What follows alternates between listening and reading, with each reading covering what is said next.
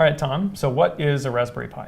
Well, a Raspberry Pi is a small, relatively inexpensive computer, similar to your desktop or laptop. But Pis are really designed, because they are so inexpensive, for doing little projects. They can be powerful little machines. They can be used to code in a variety of different languages, and you can hook up a lot of sensors to them, or motors, or a variety of other little tools that you can get.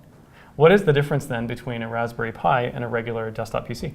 Well, a Raspberry Pi is a whole lot less powerful, so applications are going to run a little bit slower, but you can do a lot of cool things with it because you've got these GPIO pins. Also, it's pretty inexpensive. When have you ever seen a need to have a nice, inexpensive computer that you could use? Maybe it's one for holding recipes in your kitchen, or you've got a special project in mind.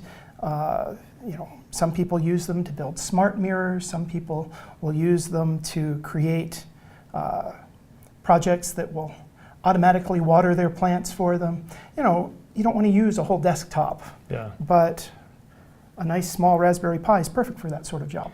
Yeah, some of the cool projects I've seen are just a space constraint, right? This is something that doesn't require a lot of power. So yeah, you see this power adapter here. This is all you need to power the Pi, or just a regular USB connection. Perfect for small jobs. If we have a small project that we want to work on that doesn't require a full machine or the space of a full machine, and it's just going to do, say, one or two things, we can use a Raspberry Pi that has plenty of power to get that job done. And we've got the addition of all those the hardware I/O pins that we can use to connect motors and devices and lights and all sorts of additional sensors onto the machine. And keep in mind, it also has a lot of the things that a regular computer would have. You've got 4 USB ports, you've got a LAN connector.